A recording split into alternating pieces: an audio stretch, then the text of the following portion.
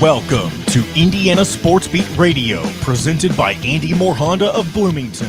Know your role and shut your mouth, you jabroni!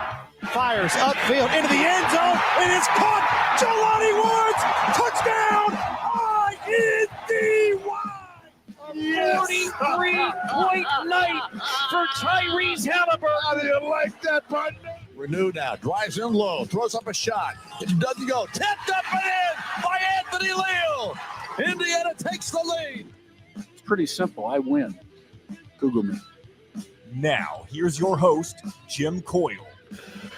Hello, everybody. Welcome aboard to another edition of Indiana Sports Beat Radio on this Tuesday. Appreciate you being with us. As always, brought to you by and powered by Andy Moore Honda. Just go to andymorehonda.com to get more to your door and the best in new and used vehicles and the Autograph app, where real fans get unreal rewards. Just go to your Apple app or Google Play Store today, download the Autograph app, and use the code ISB Media and find out where unreal fans get unreal rewards. It's the great place where they bring it all together for you. How's everybody doing? Hope you're having a good start to the week.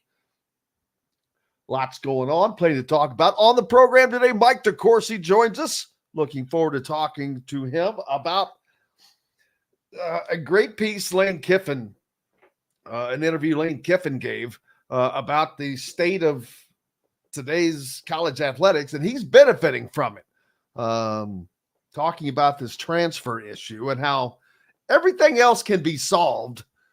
I mean, how quickly did every politician jump on the train to got to pay the players, which is right, but they've left all of this other this mess behind in its wake that just needs to be cleaned up, and it's simply this transfer issue of being able to be an unrestricted free agent time and time again.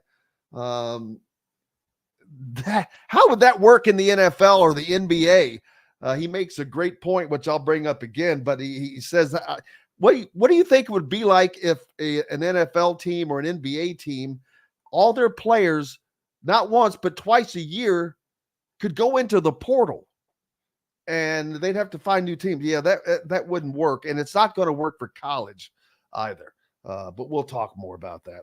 Chronic Hoosier joins us, and Shiron Wilkerson, the current head coach of Jeffersonville High School, former IU basketball player, coming off of a big weekend in which his team saw them find a 4-0 finish after playing some of the state's top teams. So Indiana football is bringing in the commitments, multiple commitments over the weekend. Malachi Moreno lists Indiana in his top 8, which that's not unexpected at all. As a matter of fact, I think that it would go smaller than that, but I don't guess he needs to, since he can take that many visits.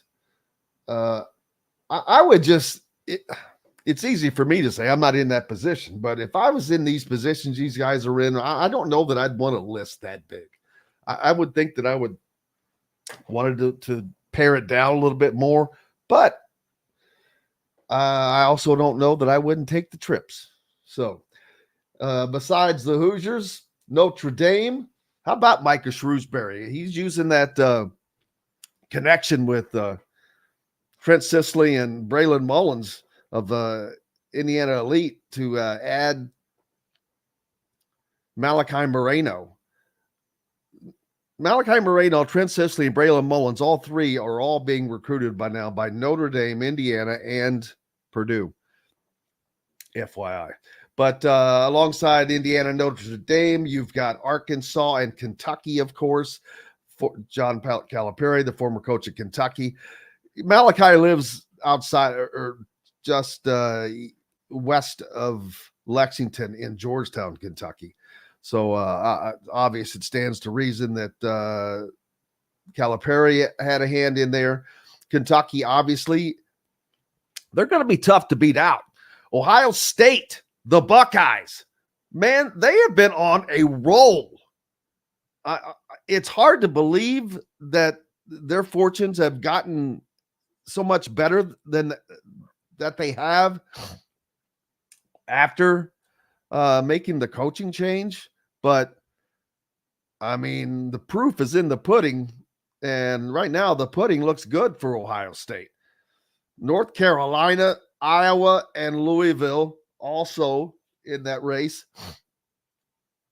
Iowa, once again, finding their way into a player from this region. Man, they find their way into these guys a lot more frequently than one would think. But I do not see Iowa as a landing spot for Malachi Moreno. But any place else would be straight up legit. Again, I think Kentucky is going to be hard to beat out because of the location, with the exception of in Louisville as well. His mom, of course, lives in Georgetown, so if he attended either Louisville or Kentucky, she could attend games much easier. But I'm not sure that that's going to be the deciding factor. We'll find out.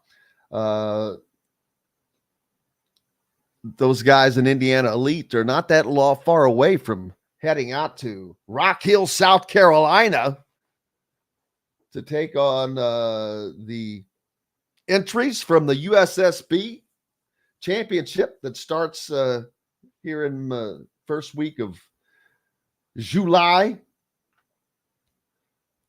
So, and then, of course, Braylon Mullins and Trent Sisley will be taking a recruiting visit with Malachi Moreno. I think that is the weekend of September 20th. So you got that going for you if you're Hoosier fans, which is nice. And always don't forget, go to thehoosier.com. They've got a complete rebrand there.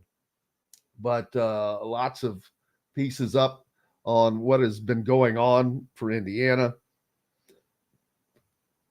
I still see Julian Juju Lewis rated at the top of Rivals 250. And once again, I shockingly will tell you, everything that I'm hearing is that Indiana is one of two schools that it's down to. And surprisingly, it's not USC. It's Auburn that I'm hearing. Indiana and Auburn. That's not a recruiting battle that normally would strike fear into anyone in Southeastern Conference country, but this one's a little different. It's not the program being recruited against the other program, because Auburn is Auburn and Indiana has been Indiana, but this is no longer that same program. You've got a completely different coaching staff, a staff that he knows, and some of which he's grown up around. So a little bit better shot than that, than you might think. Kokomo tight end Andrew Barker also committing to Indiana. Defensive end Tristan Abram committed to Indiana. In-state tight end Andrew Barker, I just mentioned, committed to Indiana. So lots going on there as well. How's your day going? Looking forward to talking to Mike DeCourcy, like I said, about this Lane Kiffin interview. It was just really, really fantastic. And him saying the things that a lot of coaches aren't saying, but he went all the way through with it. So good for him. And let's see, what are some of the other things I wanted to talk about? I emailed to myself, but here we go. We had a couple of final results last night. Tennessee took down Texas A&M in the College World Series, and the Florida Panthers were able to hold off the Edmonton Oilers in the Stanley Cup Finals. Florida, a team from Florida beats old school Edmonton. And it would have been nuts. It would have been, if Edmonton would have won this, it would have been what's known as a reverse sweep. They were down 3-0, and that hasn't happened in the Stanley Cup Finals since the 1940s. But it unfortunately did not happen. That would have been crazy. Would have been. For you hockey fans. Hockey's big in Florida, man. They love it. They love it. They have two pro teams. They have the Panthers who just won it, and Tampa Bay Lightning as well. Yep. And they love it, I'm telling you. A press conference, let's see, was Chase Briscoe announced as the new driver for Joe Gibbs yesterday? There was a press conference being scheduled, I believe, for yesterday by Joe Gibbs Racing. And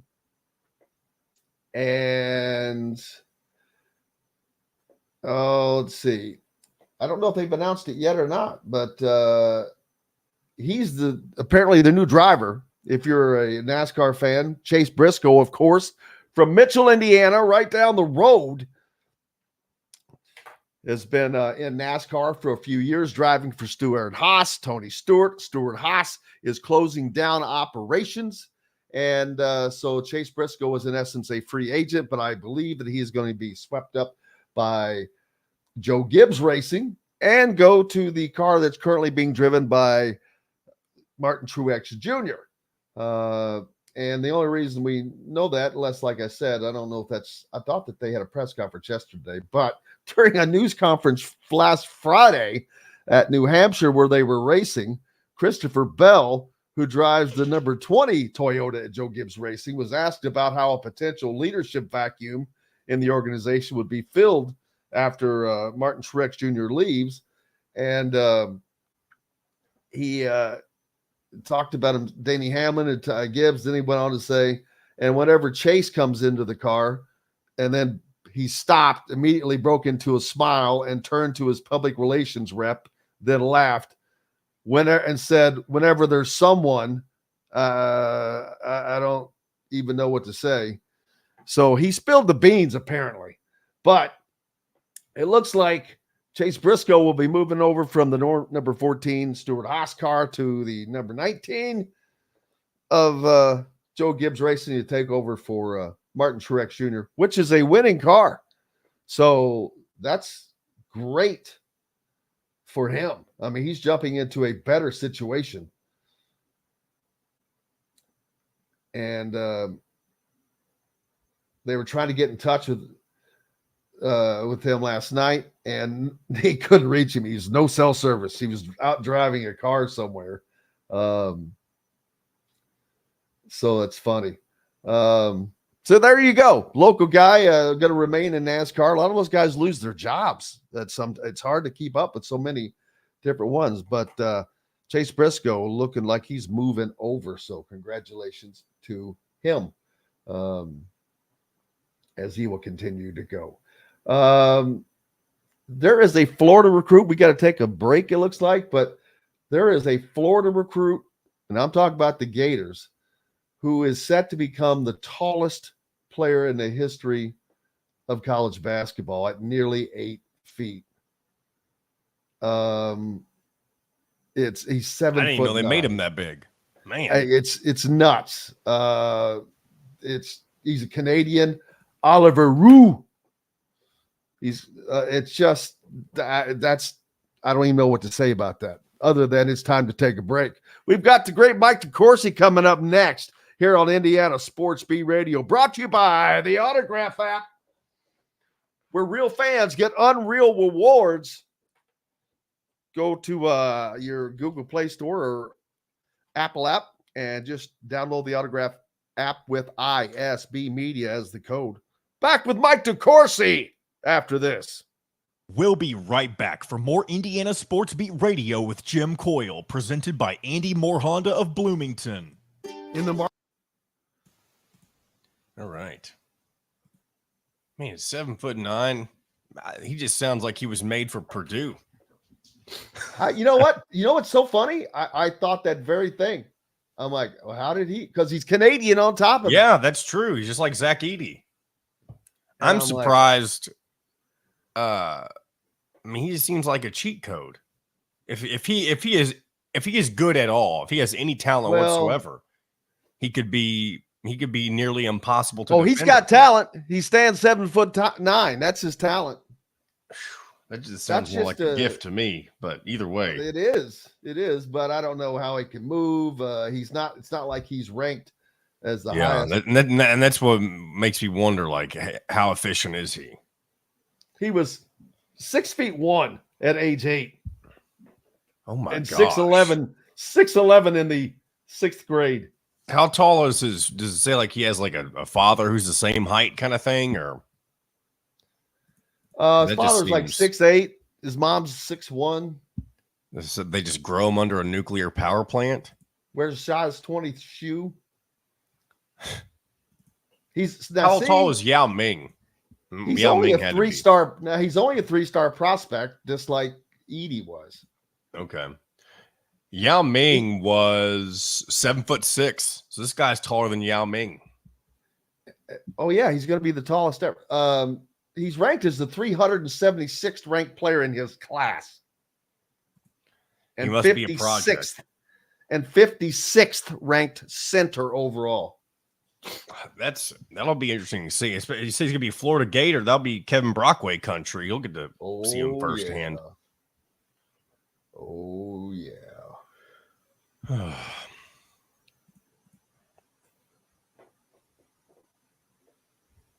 Did you send it to Mike? Yeah. I guess we didn't break early, but we break about as early as we normally do. So he might just be a couple minutes. He might come on a minute or so after we come back, I assume.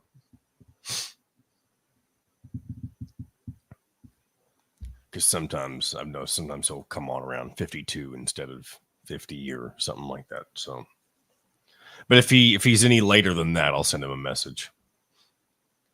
All right, here we go. Items and now fresh seafood. Chop Shop Market and Table has the largest selection of in-house made products around and everything you need to make a gourmet meal at home. Or pick out a tomahawk steak or a grouper filet and enjoy it cooked to perfection in Chop Shop Steakhouse. Chop Shop Market and Table, a part of the Wild Food Group, is your butcher, baker, and fish house, no matter where you live. This segment is brought to you by the Chop Shop, home of the Indiana football and men's basketball coaches shows. Welcome back to Indiana Sports Beat Radio with Jim Coyle, presented by Andy Moore Honda of Bloomington. Welcome back, Indiana Sports Beat Radio here on this Tuesday. Thank you so much for being with us, as always. Greatly appreciate you. John pointed out last night the Tennessee Volunteers wrap up the national championship in NCAA men's baseball, knocking off Texas A&M. And that's the official end of the 2023-24 collegiate sports calendar. Yeah, because I guess everyone else has moved on to either competing for the Olympics, making the Olympic teams. Which also means the Pac-12 is officially no more. Now, they weren't in the College World Series. So when Kentucky defeated Oregon State in the Super Regionals, that was the official end of the Pac-12. Yes, you are correct, and it's currently gone. But what's not gone is Mike DeCourcy as he settles in and joins us now. Mike, how are you, sir? I am well, Jim. How are you?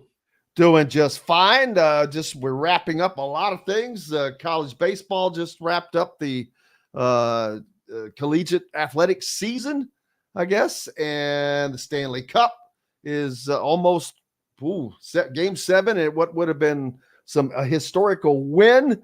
Not quite to beat. It was still pretty wild for the Stanley Cup. Had to draw some eyes just because of that. JJ Redick, there's all kinds of stuff going on, man. Absolutely. I got a chance to.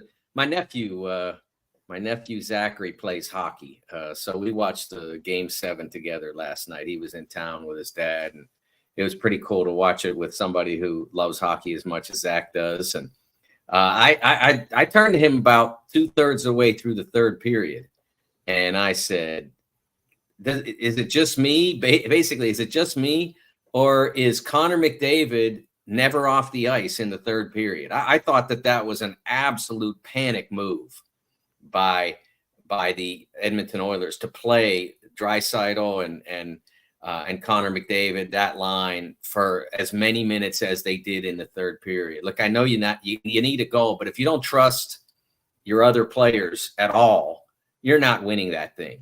You're not winning that any championship with one line. It's too hard in hockey to stay out there and stay out there and stay out there, even though you're not going up and down the ice that much because all the activity was in the Oilers' offensive end. It's still it was too much, and you could see. And by the end of the game, Sean McDonough, who did a fabulous job calling the game for ESPN, was saying how absolutely gassed those guys looked at the end when they needed to have energy and try to enforce panic on the Panthers because they didn't have any energy. They couldn't do it. I know Sean. I worked with him a long time ago, but when he was working for CBS doing college basketball, great play-by-play guy. One of the best. Love listening to him. Comes from a great family. His dad was a big-time, obviously, columnist for the Boston Globe. Terry McDonough. Was it Terry? No, Will. Will was his Will name. McDonough. But yeah, and yeah, great. You got to have a great voice for a great game, baby. So yeah, all that going on, and then Lane Kiffin. Oh, did we check your hands before you came on the show? No foreign substances, baby. You've got to make sure before you start the show. No foreign substances. All clean. How about that? You don't even get to make a pitch, man. It's like they think that they're gonna get by with it because I think it was kind of clear on his thumb. I could see a little. It was darker. It was just kind of darker looking. Yeah. It's you try to get away with stuff, and they're gonna catch it 9 times out of 10. Now there's too much video. It's like you watch a college basketball game, and you see a guy take a forearm shiver to the chin or to the neck or something. And it's like, this is not the playground. This is not, the 3 o'clock practice. They're going to see you because they have 700 cameras and they're empowered to look at those cameras to judge whether or not you executed a flagrant foul.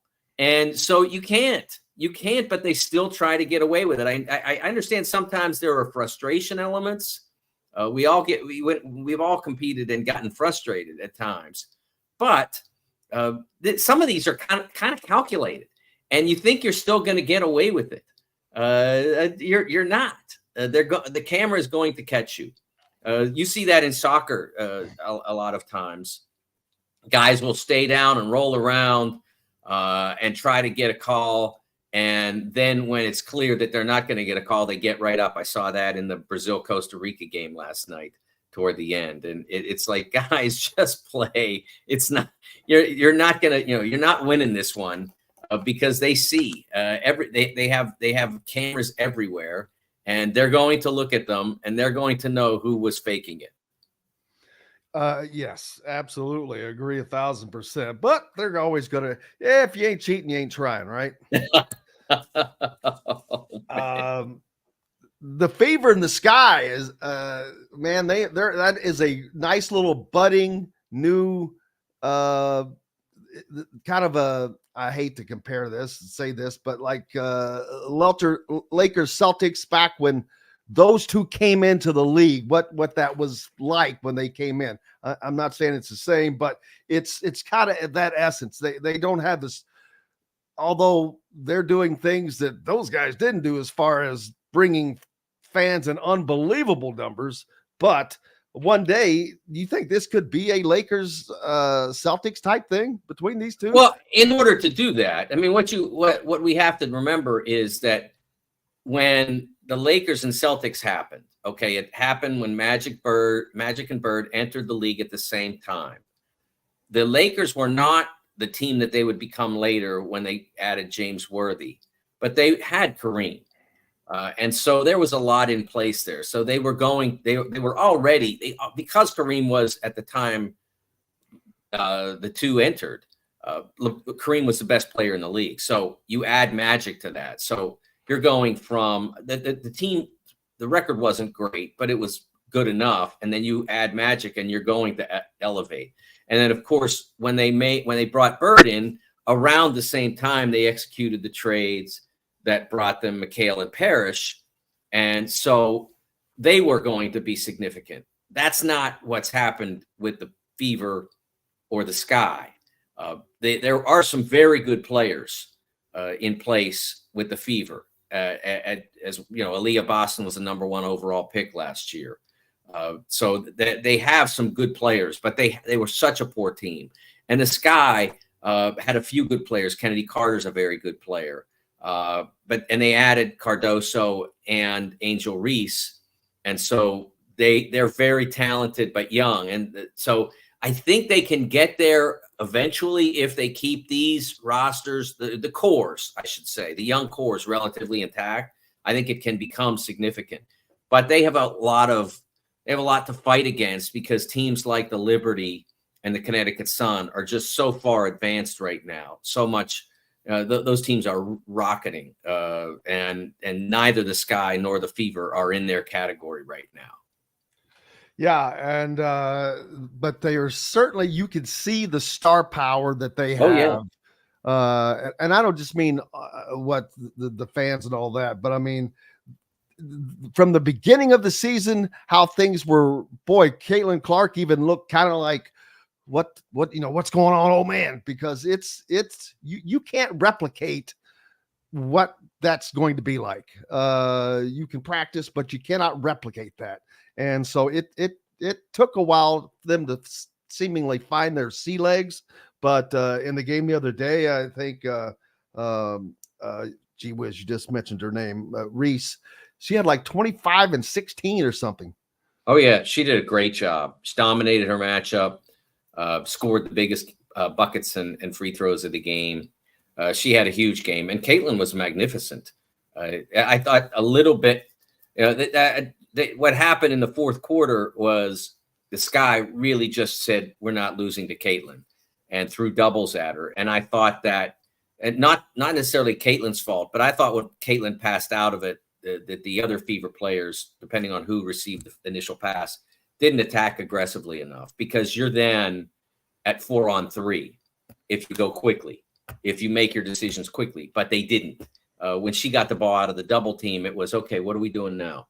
They're looking around, and you got to hit. If the opposition is aggressively trapping or double teaming your best player, when she has to give it up almost by necessity, you've got to hit that fast, because you got a numerical advantage. If you don't hit it fast, you don't.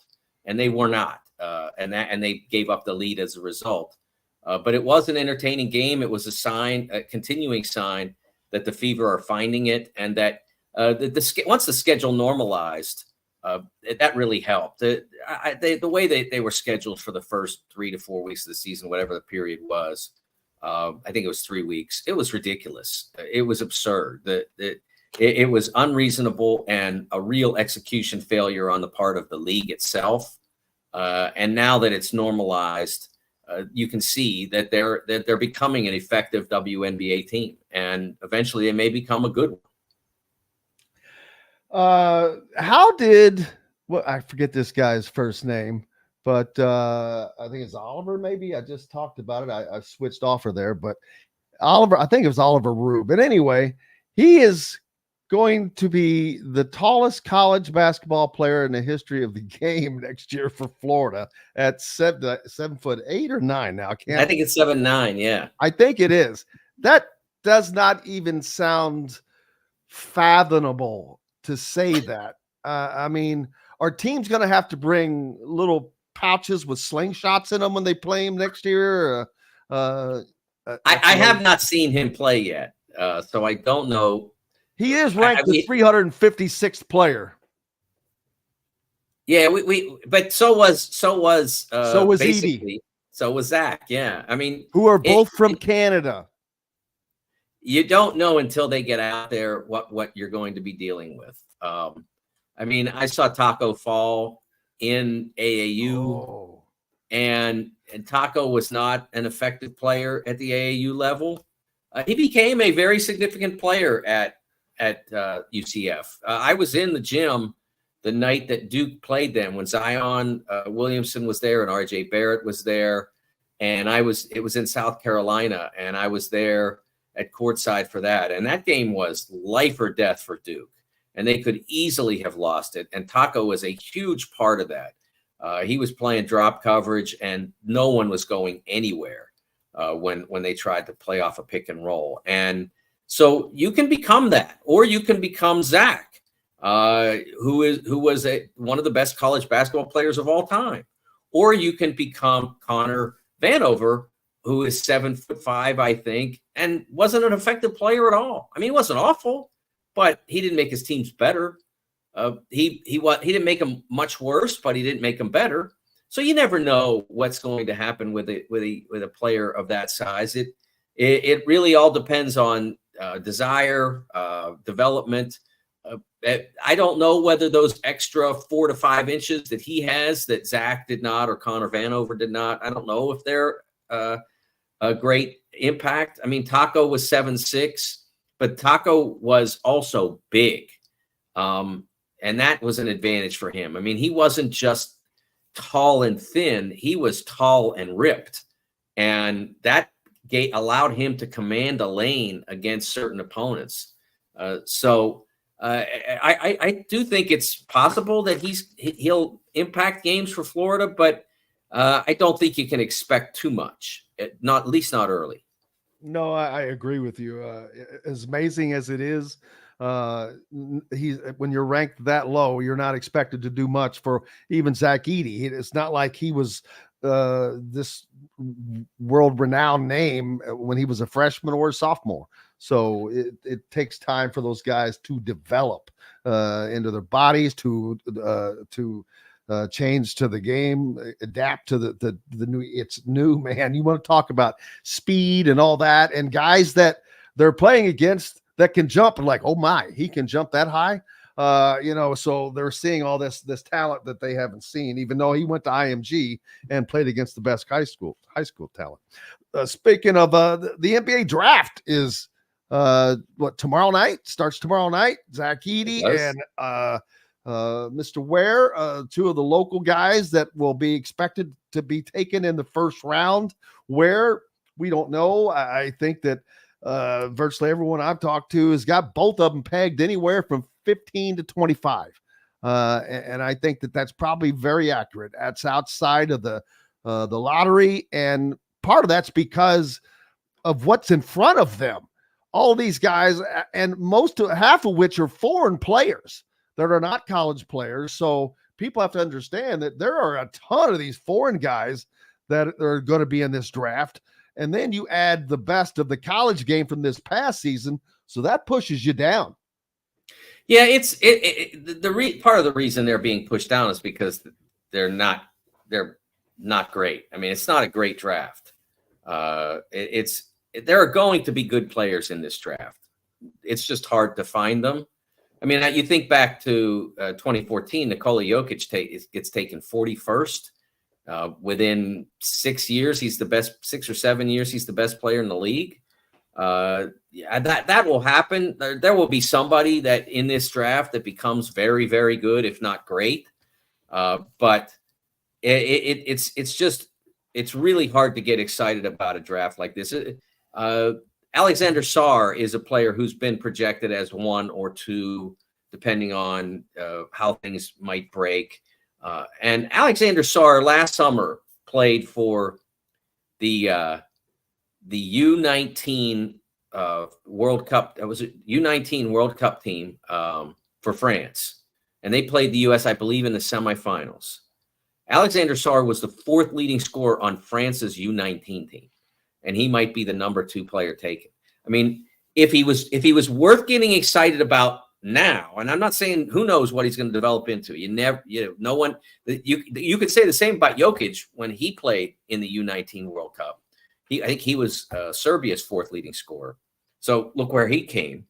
But it's hard to get excited about that. That's what you're looking at. You're looking at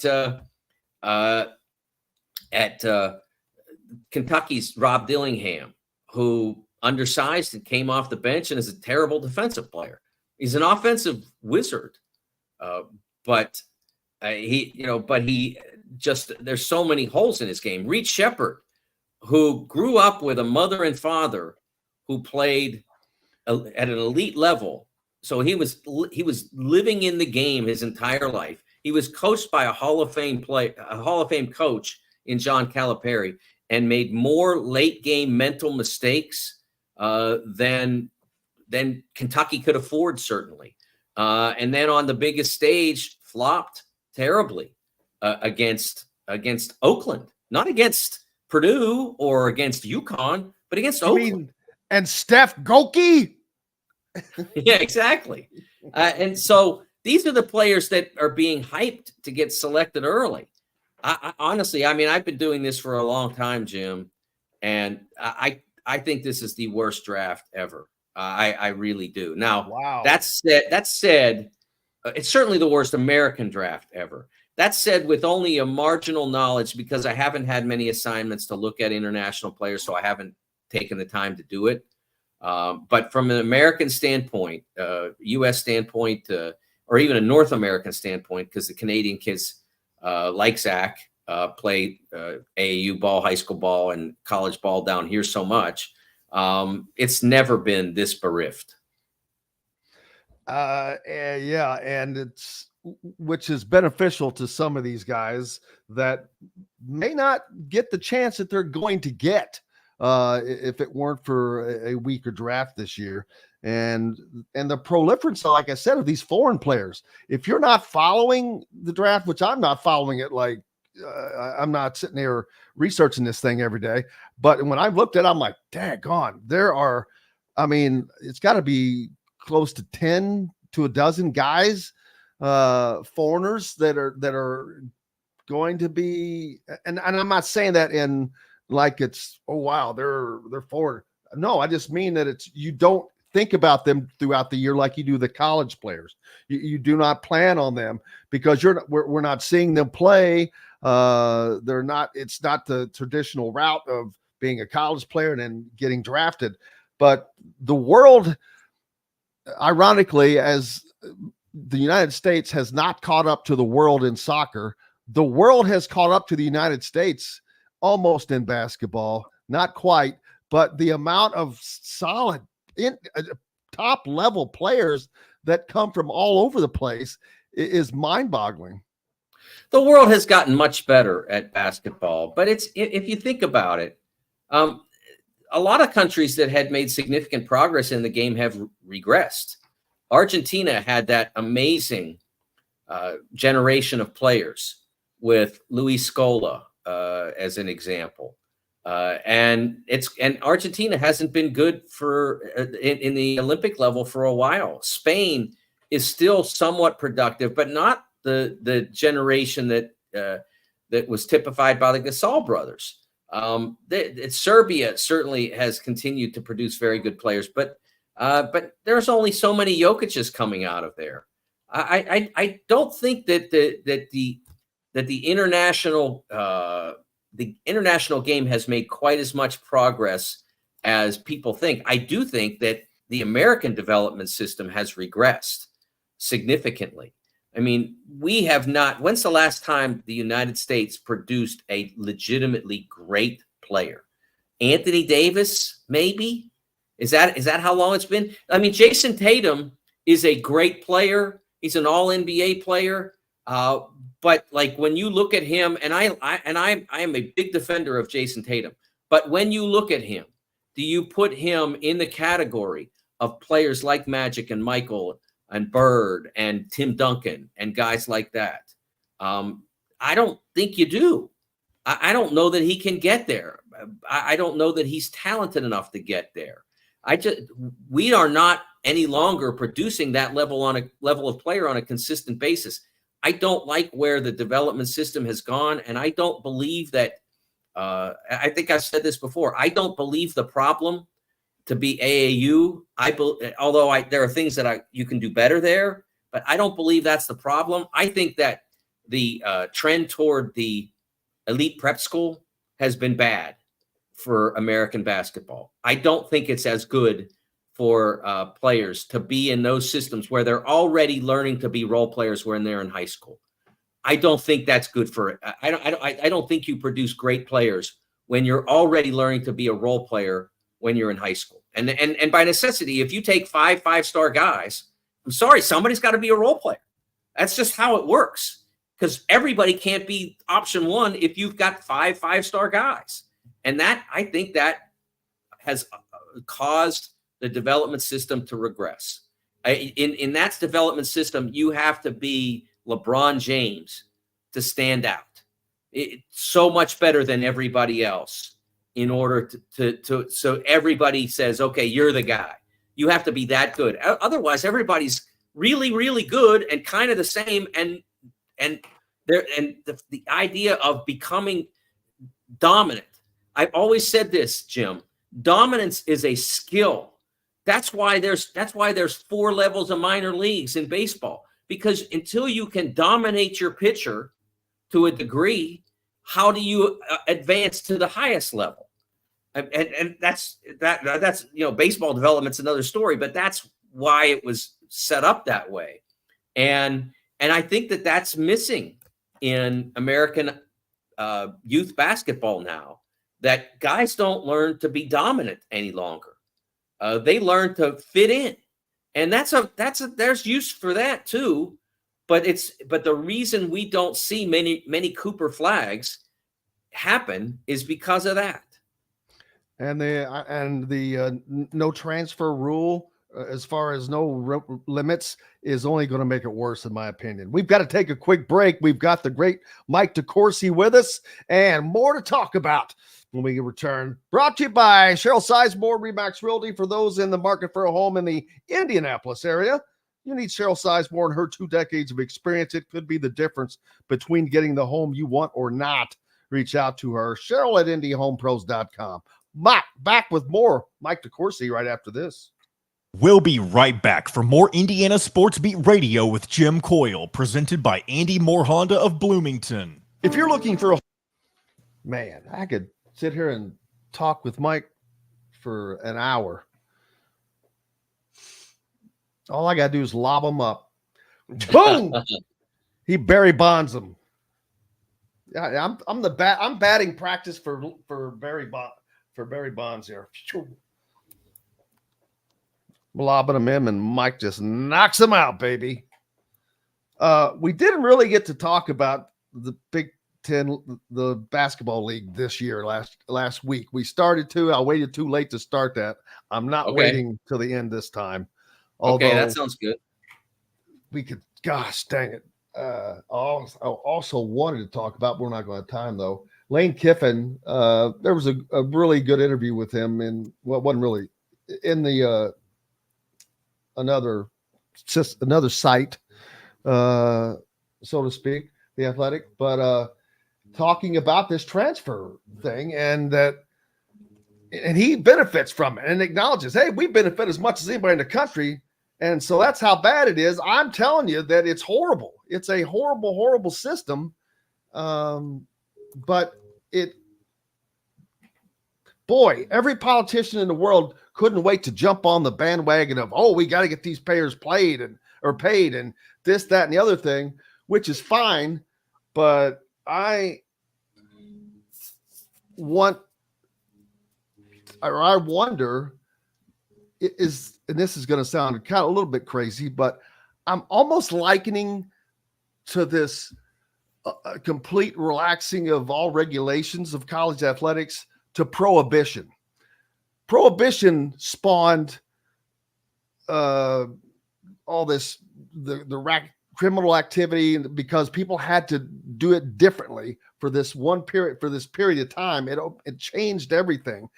Everything is being changed right now, where guys are just being bought left and right over and over and over. And there eventually it's going to have to be a change. This aggression, man, it cannot stand. But there's no way. Well, and Kiffin makes some great points in talking about professional leagues, like the NFL. He goes, take the NFL. They're doing everything else like the NFL, except for this. He goes, what do you think the NFL would be like if twice a season their team could go into a portal? Well, but see, here's the difference, Jim. Is only that about 20 seconds, guys? Well, sorry. That's all right. I got him all jacked up. Days or get 0.9% APR financing for 36 months on a 2023 Honda Ridgeline. Go to AndyMooreHonda.com and get more to your door. This segment is brought to you by Freethink Apparel.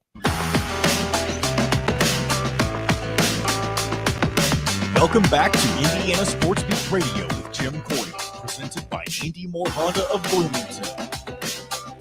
Welcome back, Indiana Sports Beat Radio on this Tuesday, brought to you by Freethink Apparel. Freethink can do whatever you need, clothing, articles, merchandising. They've got it all. They can wrap your car, business. They've got all kinds of things. Go to freethinkapparel.com and make sure you use those guys, whether you're a business owner or whatever. Support those who support us. Mike DeCourcy with us from the Big Ten Network and the Sporting News.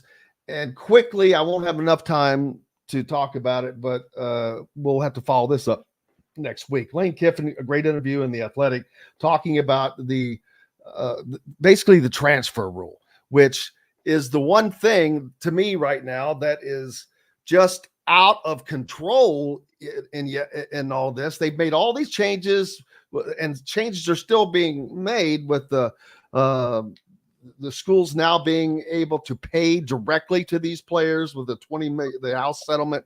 But nothing is even close to being done on getting something in place for a transfer rule. Although they did get legislation through the House, which was unbelievable, but no one believes that, thank you, Brian. No one believes they will be able to get it through the Senate at any cost. And so it's going to blow my mind. It took like 10 seconds to get all the stuff in place. Oh, they got to get paid this, that, and boy, everything changed. It was like a snowball rolling downhill, except for this gigantic mess that it has left in with players being able to do as they please, when they please, how they please. That's fine in a way, but I also think that there has to be a way. Why can't there be contracts? You don't have to be an employee. You could be a contractor. In order to have contracts, you have to have some sort of employee status. Collective bargaining or something. Well, I mean, no, you don't even have to have collective bargaining necessarily. I mean, but I operate as a contractor. Is that contractee? I guess I am a contract employee for both of my television engagements, but I am an employee as soon as I sign that contract. I am not a full-time employee, but I am an employee. But aren't you really a contractee of them instead? I am, but they take. They don't take taxes out, do they? Oh, they do. Oh yeah, they take taxes out. So you're not a 10. So there's I guess there are different contractors. But there are other things where I like working, coming on with you every week, where I am a 1099, but I am still technically employed by you to come on every week, and so. I have to show up every week at 8:50 on Tuesday, unless we arrange me to change the day or I'm on vacation or whatever. But I have to show up. I mean, so I am obligated to do that. I am not a full-time employee of your company, but I do work for you. And what I'm saying is that, I couldn't do another show in the state of Indiana immediately after you and say, oh yeah, okay, we're doing another show. Because I have an arrangement with you. I would have to clear that arrangement with you if I wanted to do another show immediately after you every single week or whatever, because you and I have a professional relationship.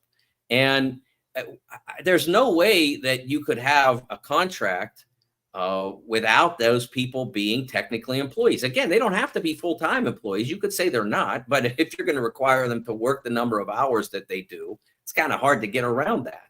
It would still be pretty much that athlete is a full-time employee. So the colleges are fighting very hard against that, and I understand that. But you can't fight against the thing that would solve your problem that you're also complaining about. And to an extent, you have two factions here. You have the coaches who are miserable about the transfer rule because it makes their lives close to impossible. And then you have the administrators who could solve that by embracing employer-employee, but think that there would be other problems that would be created by that would supersede the transfer issue. So that's it's if you've ever read the great book Catch-22 by Joseph Heller, that's kind of where college athletics is right now. They're in a Catch-22. The answer that would fix one problem would create another problem. The answer that would fix this, that would solve the other problem, would create this problem. So you become in a situation where there's essentially no way around it. And that was kind of what Catch-22 was all about. The great book it's my favorite book of all time. And the idea was, in order to want to get out of combat, you had to be declared insane. But if you wanted to get out of combat, you clearly weren't insane. That was Catch-22. So it's kind of what the colleges are up against here. Okay, we've got about 5 minutes left. The Big Ten coming up this year.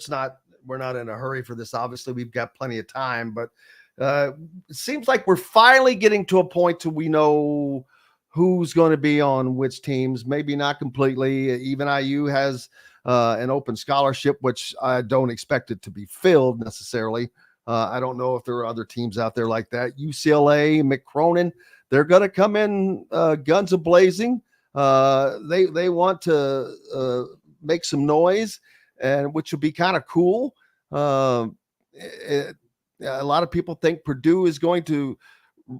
I definitely think that there'll be a top 5 team. They've got too much talent and experience and a good coach, and a lot of continuity to not be solid. I just don't know. They're going to win some games that they probably shouldn't, but they're definitely going to lose more games than they have. I'd say they will potentially lose as many games this year as they have in the last 2 combined in the league. Well, how many games is that? Because I don't have their records memorized. I don't either, but I'm going to guess like 5, and I would be like, that's too many. Okay, not that many. I think you are, because so they lost 5 games last year. Yeah. So yeah, I don't think I don't think that they're going to lose that. They're going to lose that many games.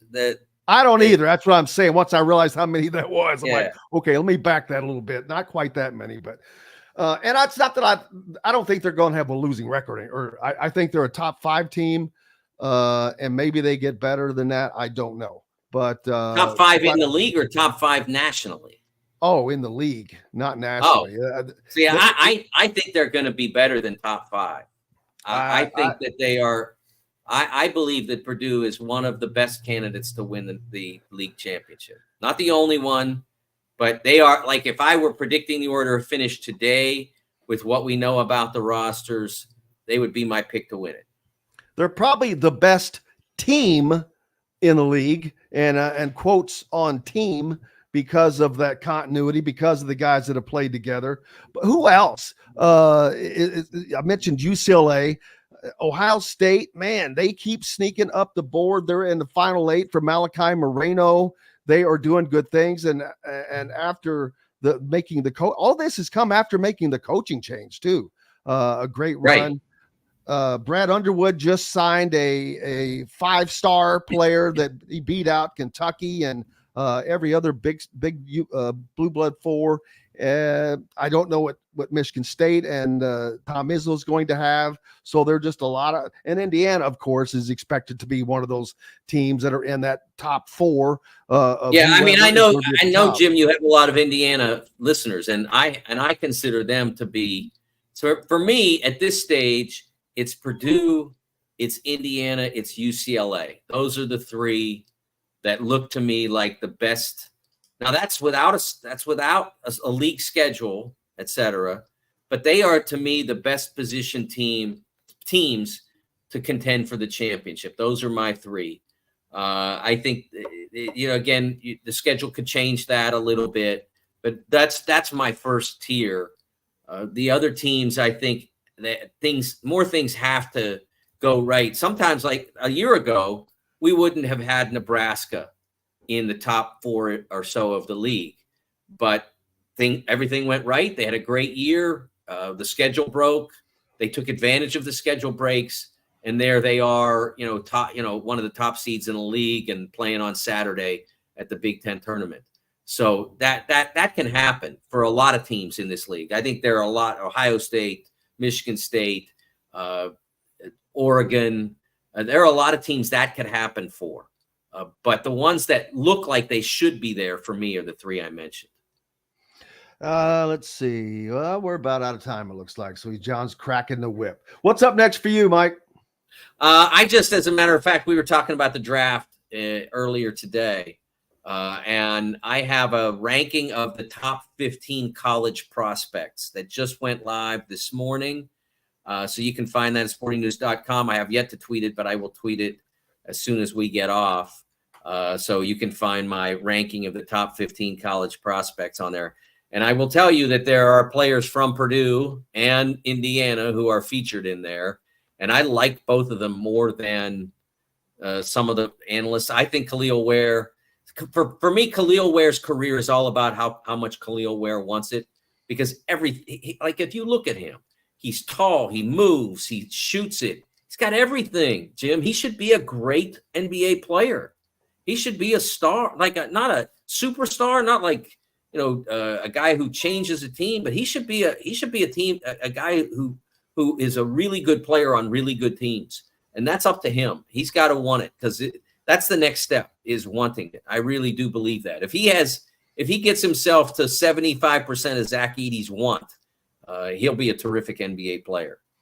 Well, we look forward to the NBA draft starting. It happens tomorrow night. Mike DeCourcy, Sporting News. Make sure you go check out that content. Thank you, sir. We appreciate you. Thanks, Jim. We're back with more, including Chronic Hoosier, brought to you by Freethink Apparel. Right after this. We'll be right back for more Indiana Sports Beat Radio with Jim Coyle, presented by Andy Moore Honda of Bloomington. In the market. Good morning, Chronic. Good morning, gentlemen. How's it going today? Wonderful, sir. How are you doing? Oh, I just had like a half a dozen people all send me the same link to the Hysterics podcast this morning, which I've never listened to until this morning. Well, interesting. That's the first time their name has been said on here, by the way. Yeah. I don't allow that name to be said. Mm-hmm. But I did see someone say that they threw Woody under the bus with I have not, and I won't listen to it. I'll let everybody else ferret it out. I don't waste my time with. There's a whole nother story there, and I'm not even going to dip my toes in it. I will just say that I have not. I've seen plenty of clips on the internet that gave me more than enough. That you'd rather have not. Yeah, very much so. But it's always fun when the dirty laundry spills out into public. That's the. And when I say fun, I mean that in the most ironic way possible. It's a terrible look for all parties. Well, but that's what you get when you deal. And this is Indiana's fault. I'll say it again. I've said it for a long time. I would usually say it in private. what we do here, this is my job. This is my career. This is what I studied for. This is what I have experience doing. Doesn't make me good, right, any of it. But I'll tell you one thing, I am no agenda and honest. And those two things are all I really care about. Is I've got no agenda. I don't push IU. I don't. If IU's great, I say they're great. If they suck, I say they suck. And I, not that I haven't said things about coaches and whatnot before, but there are lines. If people don't think that, I mean, people like even like you or Zach or even me know things that the greatest phrase I love to use is you don't know what you don't know. Yeah. But yeah. All right, and here we see, go, now guys. I think that they're losing their cachet, if you will. Contact Amy Rhoda with Rebesco Real Estate for additional information. 812-583-0919 or go to mystonecrestliving.com. That's mystonecrestliving.com for more details. This segment is brought to you by Andy Moore Honda of Bloomington. Welcome back to Indiana Sports Beat Radio with Jim Coyle, presented by Andy Moore Honda of Bloomington.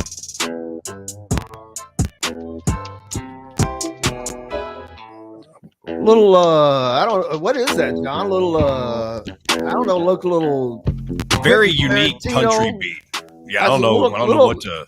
It's like a Quentin Tarantino sound, man. That's perfect. It was listed as a Morgan Wallen type beat when I selected it. So, what do you think, Chronic? Do with that what you will. This ain't Texas. I think that sounded like something you'd see in a Quentin Tarantino movie. I thought it was kind of cool. Wow, just because it was different. But yeah, definitely something you would see in a Quentin Tarantino movie. And how appropriate for our man Chronic. How's it been, brother? Hey, man, this ain't Texas. This ain't Hold'em. Exactly. I am good. Glad to be here. What's new in your world? Oh, that's a great question. Just enjoying a great summer so far, man. Really digging this one. I got 2 drivers in the house now, so it's a level of freedom. Granted, one's on a permit; he still has to be accompanied, but it has been a welcome change of pace in our household. The TBT is around the corner. It's probably a month away yet, but I'm looking forward to that. That is going to be just a cool environment. With these teams playing in Hinkle Fieldhouse on top of it, I just don't. You couldn't make it any better. That's just the coolest thing. Yeah, it's always cool. You know, we used to do back in the day. We had barnstorming tours where you could see all the incoming players. There were pickup games all over though. Kind of loosely organized where you would get a chance to see some of the former players occasionally, back when I used to schedule AAU or Athletes in Action and all that. But it was just, they were cool things where you could keep touch with incoming and former players throughout the year. And I always thought that was cool because it was in non-traditional venues. They'd go to high schools or, places outside of Assembly Hall that were typically a little more intimate. Access was a little looser back then. And I just always loved it. I absolutely loved it. So whenever you get a chance to see, a collective of some of the former players get together, but now, with the stakes being as high as they are with the prize money and whatnot, I just think it's a cool concept.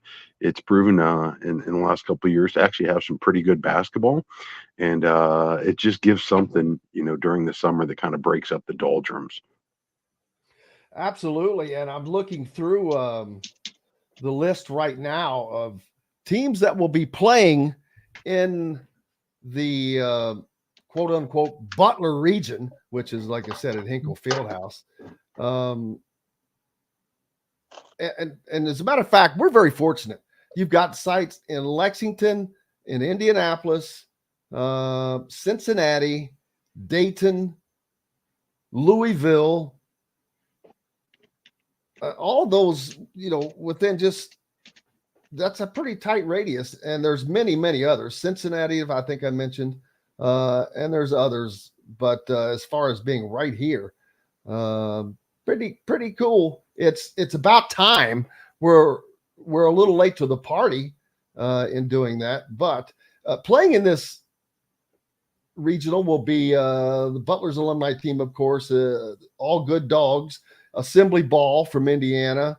Let's see where they've got Fall Harder, which I don't know who that is. Florida TNT. No, they're not in it. My bad. Eberlin Drive. Now, Eberlin Drive is a well-known team in the TBT. I think they're either a multi-time or a former champion for sure.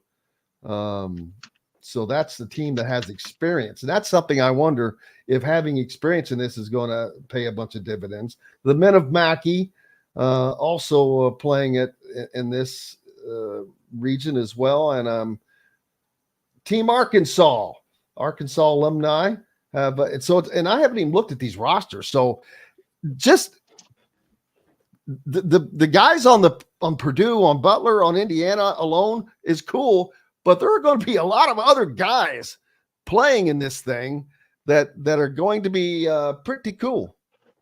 No doubt. And fortunate that it's so close.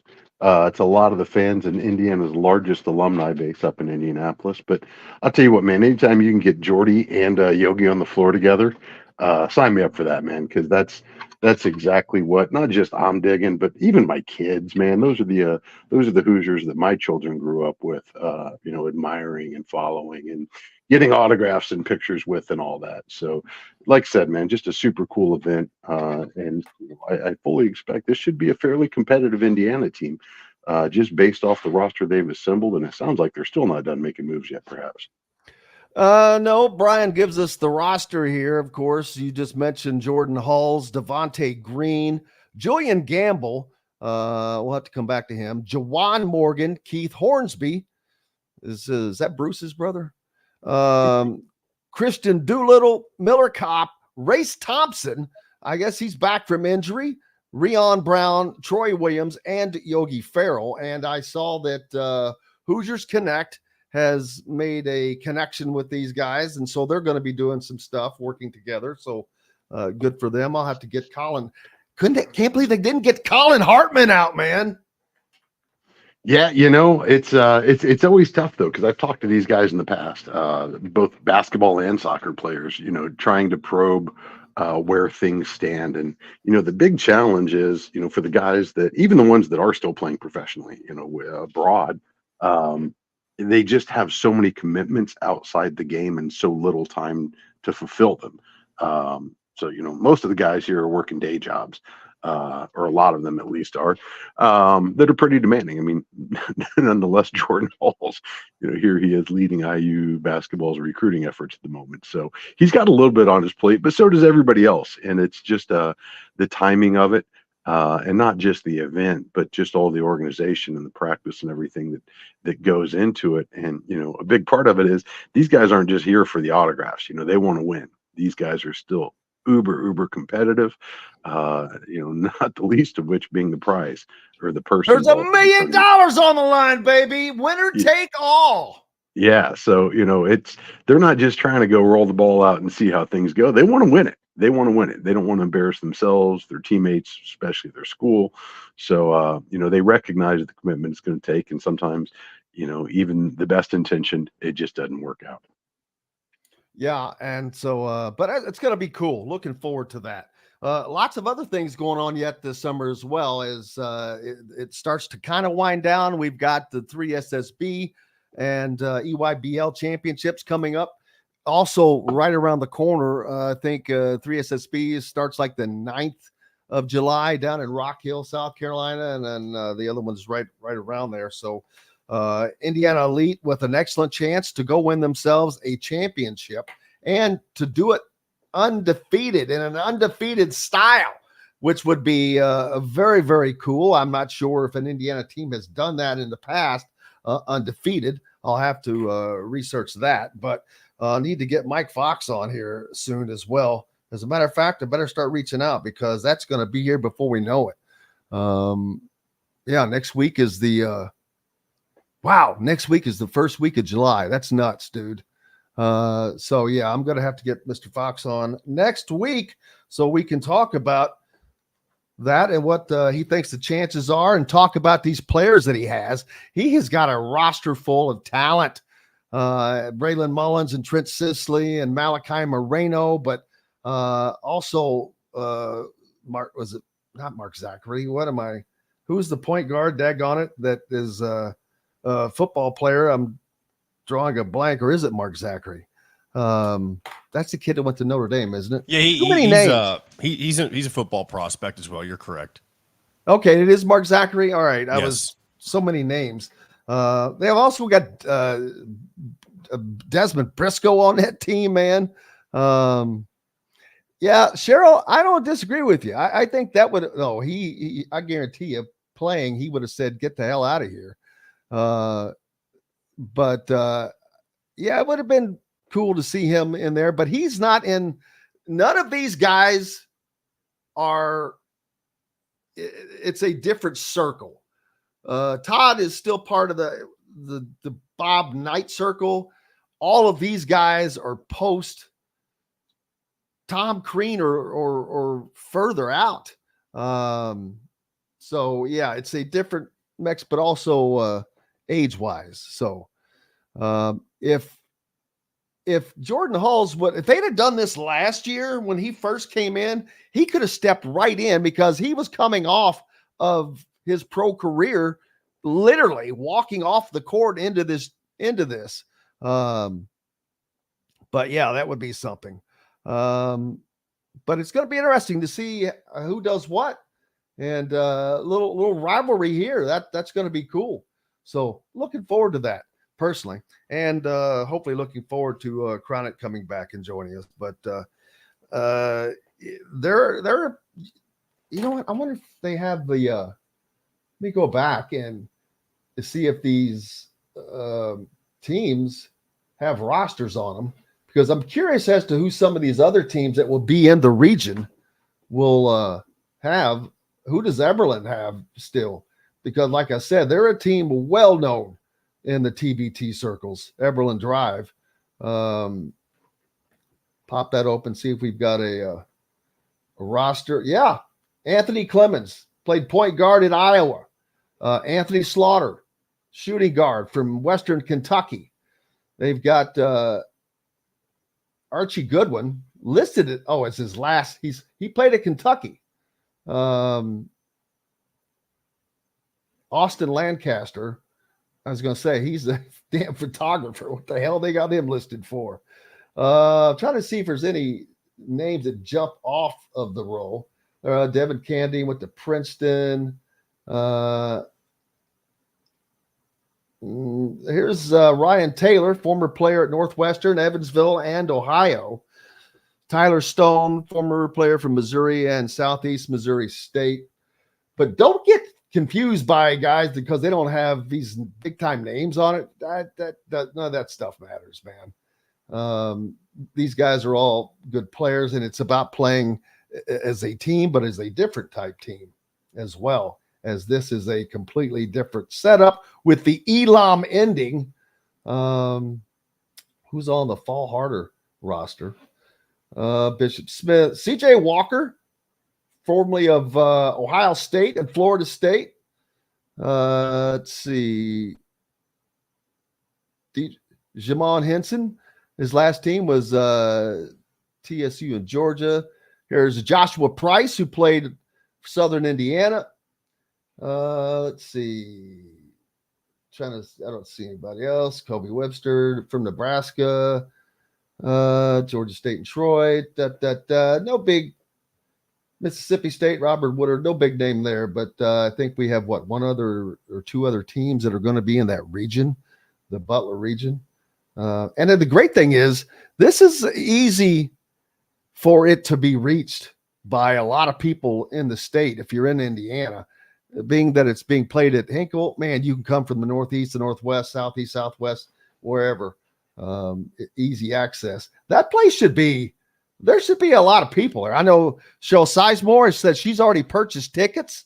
How many of you have purchased tickets? Planning on going? Fort Wayne has a team. Valpo has a team in this as well. Bobby Petrus from Tiffin. Let's see. Tri-State Toledo. Josh Shoemate from Toledo. There's Solomon Young from Iowa State. I don't see any. Takal Molson played at James Madison. Just thought I'd throw that in there. But let's see. I think there's one other team the Valpo team, wherever they are. Curious as to who is on that team. Oh, here's the men of Mackey. Forgot about them. Their roster currently consists of Bobby Planutis. He went to Purdue Fort Wayne. Ian Miller from Florida State. A lot of IU Fort Wayne guys.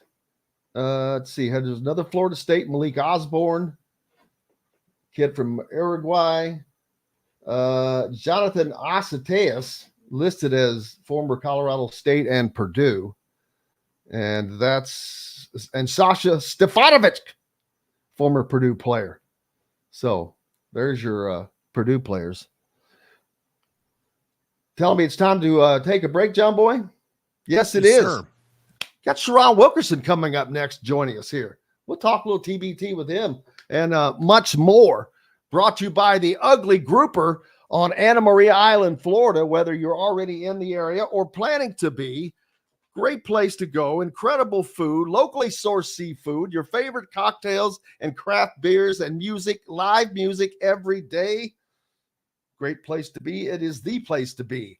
The Ugly Grouper on Anna Maria Island, Florida. We're back with Shiron Wilkerson right after this. We'll be right back for more Indiana Sports Beat Radio with Jim Coyle, presented by Andy Moore Honda of Bloomington. Formerly, go ahead and send him a message. Let him know we're ready for him. He has the link, but I don't have his number.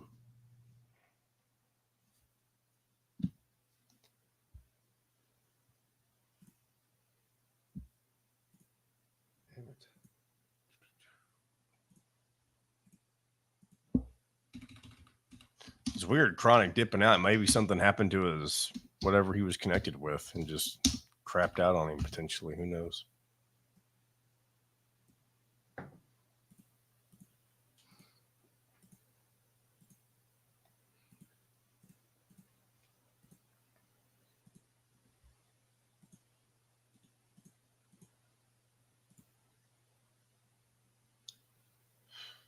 I missed. There's something that's going on over here in the conversation. I missed. There's always something going on in the comment section. I know.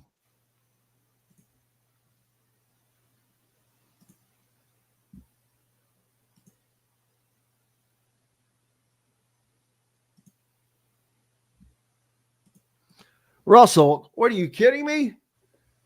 Russell. Yes, Cheryl, if she's in advertising. Maybe he was joking. I hope so, because not surprising, and I don't blame you, but that means he absolutely does not listen to me at all. For those of you in the market for a home in the Indianapolis area, now, if anyone is in marketing, advertising, or sales, reach out to me.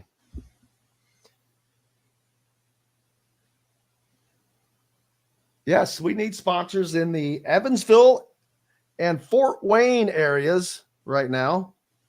So for those of you, it's inexpensive and cost effective. If you know someone, an IU-owned business or a sports fan, period, great opportunity. Here, I've got his number. I'll send him a link to his phone just in case he doesn't have it in his email or he doesn't see it. Oh, he just tried to call, it looks like. He did? Yeah. I'll let him know the link to his email. I'll also be sending him a text with it just in case. Well, I need to call him is what I need to do.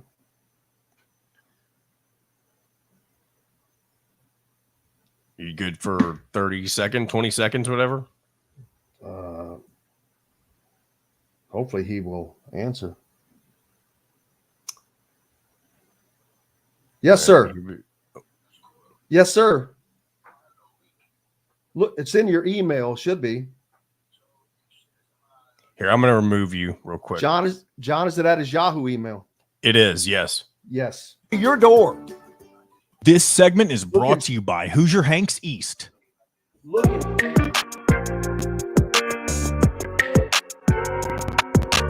Welcome back to Indiana Sports Beat Radio with Jim Coyle, presented by Andy Moore Honda of Bloomington.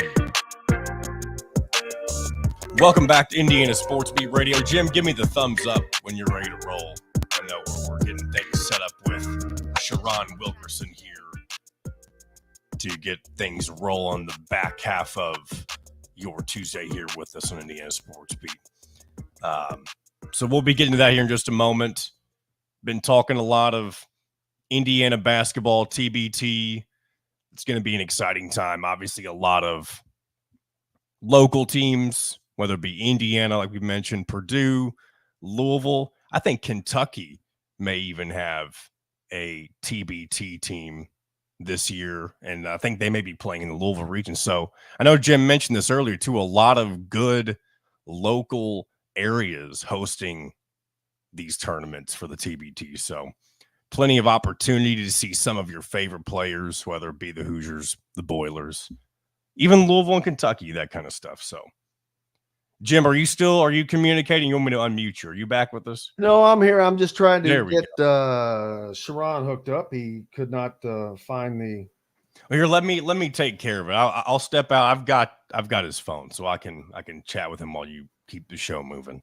All right, perfect. Sounds good. And Sherron, you'll be getting a call from John, so I had to get rid of him. But yes, I keep meaning to do. There's a blank spot that I keep meaning to fill with something that I'm going to wait till I do it. It's kind of a cool item I've had forever, but yeah, looking forward to talking to Sherron and talking about his upcoming expectations, and we'll talk about some IU basketball with him and talk about recruiting because he knows all of these guys. And speak of the devil, there he is, the man who is set in place. Shiron Wilkerson, coach, head coach of Jeffersonville Red Devils. How are you, sir? I can see you guys, but I can't hear you. Well, that's a shame. We'll have to get him fixed up here, and we'll get Shiron. Am I not doing something right here? Shiron, well, I guess if he can't hear us, he can't hear me say that. So let me see if I can. We'll probably go. Let's go ahead and take our last break, John. And yeah, that's fine. We can go and get that. We'll get that fixed and come back and be ready to go. So, Hoosier Hanks East. Whenever you're in town, or if you're already in town in Bloomington, head over to Hoosier Hanks East off College Ball Road, where an incredible variety of menus with pizzas, stroms, baked chicken, mac bowls, all kinds of great things. Great place to watch a game. Easy in, easy out, plenty of parking as well. We're back with Shiron Wilkerson right after this. We'll be right back for more Indiana Sports Beat Radio with Jim Coyle, presented by Andy Moore Honda of Bloomington. All right. Okay, can you hear us yet? Yeah, I can hear you. Can you hear me? Yes, sir. Wonderful. Was your speaker just down? That's what I thought. Yeah, I think my volume was down when I was trying to get you guys. Because I was sitting there, I'm like, oh, well, I can't tell him his volume's down if he can't hear us. So I was going to text you. It's been a good morning, folks. At least you're out of school, but are you out of school, or are you probably teaching? Yes. No, we are actually on summer vacation right now, fellas. So it's a wonderful time for me right now. It doesn't last long though, does it? It actually, we get I think we just get under 7 weeks. It's not like it used to be, guys. Let me tell you, I'd take 7 weeks. There's no doubt. I'd take 6, 5, 4, 3. Yeah. Great run, brother, over the weekend. Thanks, Jim. We had had a really good stretch. I mean, you guys have now put the bullseye on yourself, which I'm sure that's something you like. We do. I mean, I think obviously, especially being in the state of Indiana, Jim, man, I think it's what you strive for, right? I mean, man, it's some really good basketball in our state, some really good coaching. So we're very fortunate to be in the conversations.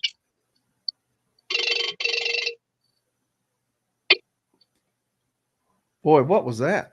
That was my phone. That sounded like a 1944 phone ring, man.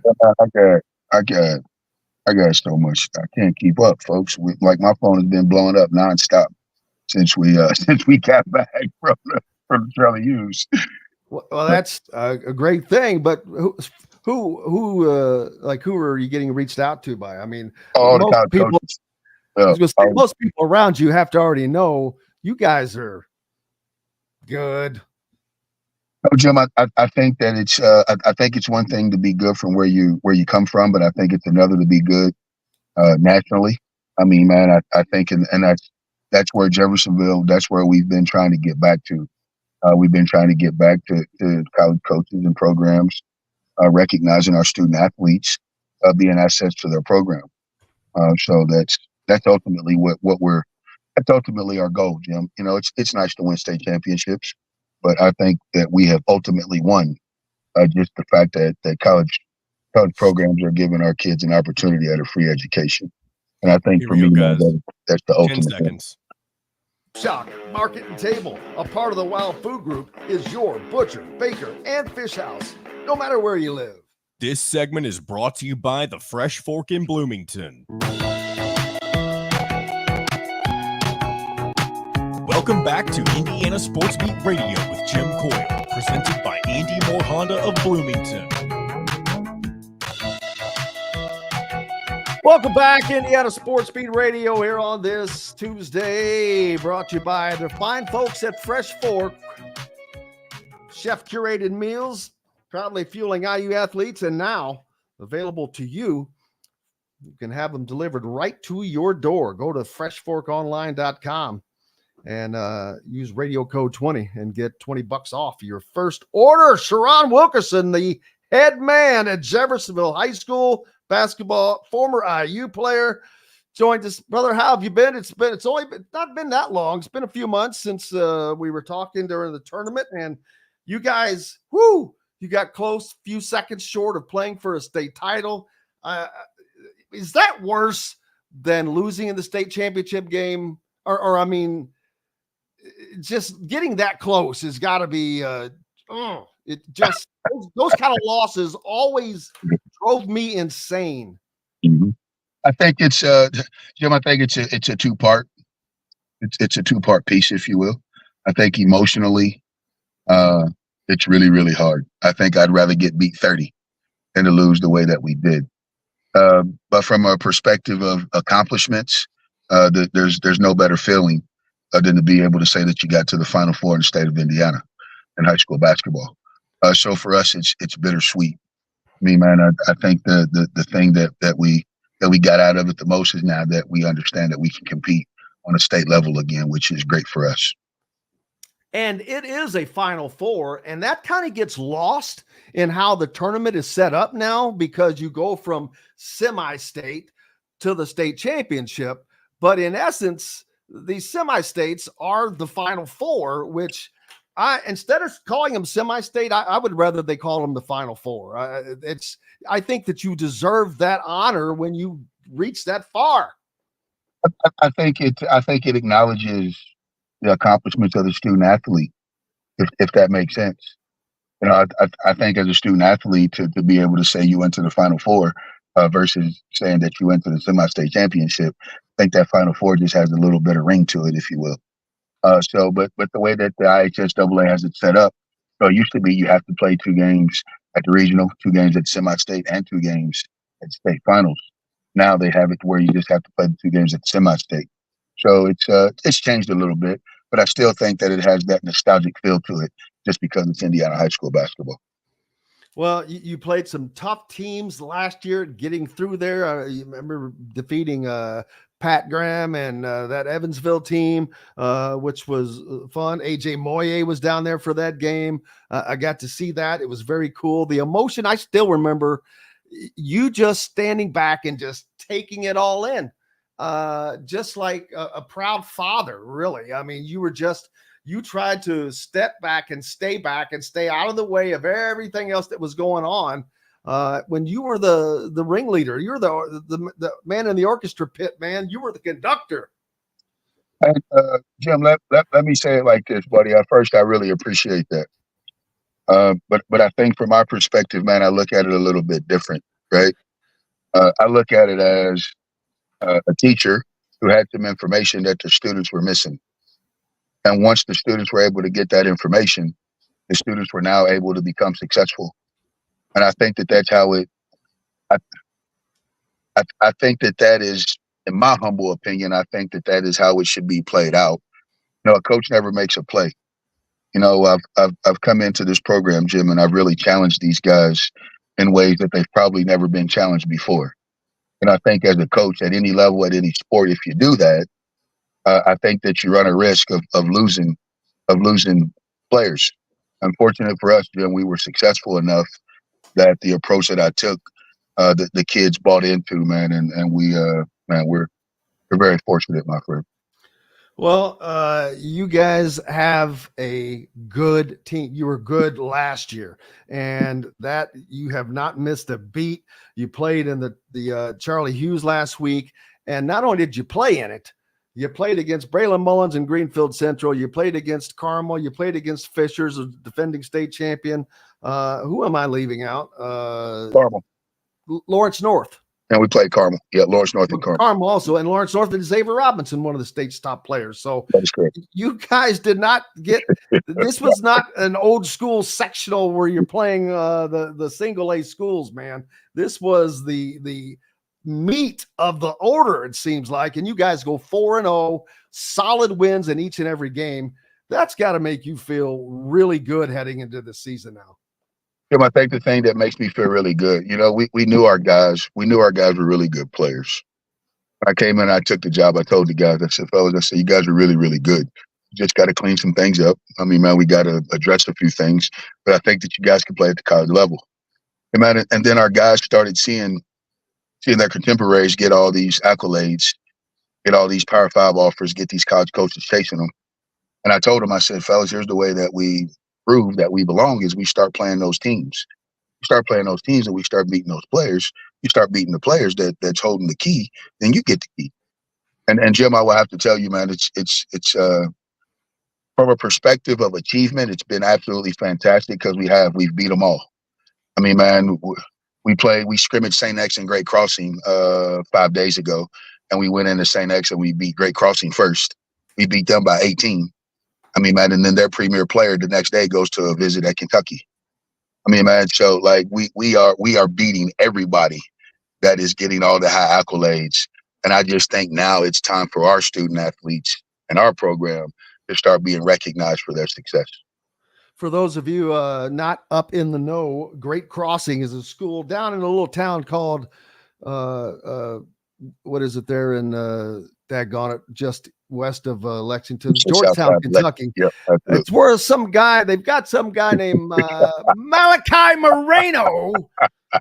So he is Sherron just kind of subtly let that go through. Yeah, it was Malachi Moreno. So they have beaten Malachi Moreno in the last couple of weeks. You've beaten Braylon Mullins. Yeah. Well, like you just said, you're beating them all. You're beating everybody, and you're doing it with a team that has obvious talent on it, but it's not. These are not the guys like Mullins and Moreno and Sisley and Harrelson. They're getting all these accolades, but it sure is funny. They're sure beating the brakes off everybody else. Jim, I think I think college basketball has moved to a space where coaches and programs are putting a premium on athleticism, and I think that Bobby Knight. I think that not only did he have it right, but I think now you're seeing Matt Painter mimic what Bobby Knight was doing. and I'm an IU guy to the heart, but you have to give credit. No, I'm Jim. I'm one of the guys, man, that I root for everybody in the business because I think that we're all brothers at the end of the day. But I've used Purdue as a litmus test for my student athletes, and here's what I did. We pulled up their roster. They have 15 people on their roster. 11 of the kids from the 15 are Indiana kids. They just played for a national championship. And I think that it's something to be said to that. And I think that when IU was at its best, Coach Knight had a very similar roster. Most of his student athletes were Indiana guys. And it's something about Indiana high school basketball student athletes that is different from everybody else. And we've really made a concerted effort to hang our hat on what Bobby Knight, what he stood for. And it's worked out for us so far, Jim. Now, are you running a hybrid of the motion offense? We do. It has some principles in it. And Jim, that's the thing about the motion offense. I always hear everybody talk about Coach Knight being such a great X and O's guy, and he was. But here's the deal, Jim. Like, Coach Knight didn't have any set plays. He had no set plays out of bounds. He had no set plays against zone. He had no set plays against the press. There was no set plays. It was just screen and read. And I think if you have the ability to screen and read, you learn how to recognize. And when you learn how to recognize, man, now you can teach the game of basketball. And that was such a huge advantage for me playing under Coach, because his motion offense, every action in the motion offense is incorporated in some type of set that everybody runs in college basketball. So Coach Knight was way ahead of his time. If you have players that are able to do on the floor what is drawn up, that's unbeatable, first of all. And secondly, if you have players on the floor that are making decisions off of your decisions, that's almost unstoppable, because it's like everyone do the opposite of what you do as a defender. So you lose virtually, not every time, of course, but that's the premise behind it. Not lose the game, the defender loses, because the offensive player he's going to take what you give him and go the opposite way. Of course, Jim, we always say that the offense has the advantage, obviously. But from a defensive perspective, there's things that you can do to take it away. And I think that is what has allowed us to be able to play against some really, really talented players. Yes, they're extremely talented, but everybody has weaknesses. And, the comment was made about our weekend that it was summer basketball and guys didn't have an opportunity to scout. And Jim, I have to tell you, our staff and I, we take a different approach because we believe in real-time adjustments. Obviously, yes, man, we scout every opponent that we play. But once we get into the game, what if our opponent has added something new that we hadn't prepared for? Are you still going to lean on the fact that you just prepared and you're going to use what you used instead of being able to make the real adjustment? I mean, man, so I think that in itself gives us a huge adjustment as well. Absolutely. And it's serving your program well. Are you surprised that you are doing as well as you are already? What's your third season at Jeffersonville? We're going to be fourth. What is it? It's going into my third season, Jim. I would say yes and no, Jim. And he's not a rookie, by the way. He's made his bones at Logansport, and we talked about this yesterday. Whenever Madison Shaw, which that's like that, you might as well be in the witness protection program. Then Madison, he climbed the ladder, man. I definitely took the scenic route, Jim. And, and I think part of it was some of the things that happened to me as a young man. I mean, man, I had to clean some things up. I had to earn some people's trust back. I think I've done that. I think I had to prove to people that I could be in charge of a program and allow that program to flourish and grow. And then the third thing that I think that I had to do, Jim, and I think that I've done that. I'm an intense guy, Jim. I mean, man, I've taken more after Coach Knight, probably more than I anticipated. But man, it's what I truly believe. It's what saved my life. And in this situation where I'm at Jeffersonville, Jim, I'm facing and dealing with a lot of student athletes that were very similar to me. So I think the approach that I take is critical to our success. But I'm not really surprised because the things that I teach, it works. The things that I teach have been taught to me by some really, really good coaches. So was just looking for an opportunity to have the right players, Jim. And as you look forward, you won a state title as a player. Can you fathom winning a state championship as a coach and a player? No, I cannot. I mean, Jim, it's obviously, man, it's something that we speak about. It's a goal of ours. But I mean, I think in the back of my mind, you know, that's Jesus, buddy, in the state of Indiana, if that were to happen, you're talking about an elite class. And like, I think talking about it and having a goal, Jim, is one thing, but I think for it to actually come to fruition would be a whole nother ball game. I'm trying to look up. It's probably going to take me longer than today to find out. I'm sure it has happened. I think it's happened twice, if I remember correct. I think Coach Carlisle's done it at Ben Davis. And I think that it was done one other time, like in the early 40s, maybe early 30s or 40s, I think, if I remember correctly. Actually, a buddy of mine did some research on it, and I vaguely remember. I know Coach Carlisle has done it at Ben Davis. I know he won a state championship as a player, and he just recently won it as a coach. But from that point, I think it's only been done one other time, Jim. Well, you're close, but I'll tell you who you will outdo. I'm trying to make sure.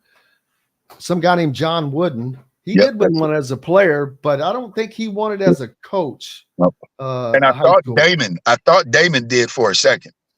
Bailey. I thought Damon did. Did he win a girls' state title? Didn't he win a girls' state championship? Yeah, but that's I mean, I guess that counts. It's crossing over, but yeah, it's crossing over. But and I thought, but I don't know on the boys' side for sure on both state player and coach. I'm gonna have to research that, man. Yeah, I think it's only been done a few times, man. That's special. That would be the greatest come, full circle deal in life, and I love that. And we see people that get second chances, and they deserve second chances in life. And it's not. We just saw not Joey Hart, but his father just got a new job coaching in Indiana. So happy to see that coming forward. And I was talking to Todd Leary earlier this week. He was on with us on Monday, and I said, I'll have to ask Sherron, do you have any interest in moving up to the college level of coaching? I'm not talking about today or tomorrow, but just, is that something you think about? Very much so. Every day. Because you have that genre, you have that going. I mean, that's to me, it's easy to see. Great coaches are just good, and success just does not fall off of the turnip truck. The success you guys are having at Jeffersonville, that didn't just happen by osmosis. So talent is talent, and I think your talent is really coming through. Jim, I really appreciate that, man, and I would tell you, I've been so blessed. I know that from a public perception, man, especially as a young man, some few things happen in my life, but I will tell you, Jim, I've been like God has had his hand all over me, even during the times, man, that I was struggling. I was still able to get what I needed from a spiritual standpoint. And I do, Jim. I think me being at Jeffersonville, man, I think it's a step and a part of my spiritual progression as a person being here on earth. I know it sounds crazy, but I do. I think that I had to go back to Jeffersonville, and I had to make sure that the student athletes understood what I stood for. And I think that I had to share. I don't even think that I had to share my successes, Jim. I think that it was more importantly that I shared my failures with our current student athletes. And I will be honest with you. I think ultimately that is what has allowed those student athletes to trust me at Jeffersonville, and it's paid dividends. But I do. I think once my time, whenever that may be, once my time is up at Jeffersonville, I mean, it's been well documented, Jim, that is the ultimate goal as a coach is to be at the Division I level as in the captain's chair. And I know you talked to AJ Moye a lot. He's up in Valpo now. I mentioned he was down at that game last year with Pat Graham, which was cool to see that. And he has made his way back to the state of Indiana from California in coaching. And we've got Michael Lewis up at Ball State. It's Jordan Halls here at Indiana, Calvert Cheney at Indiana. And then there are many guys that are in high school and at other places around.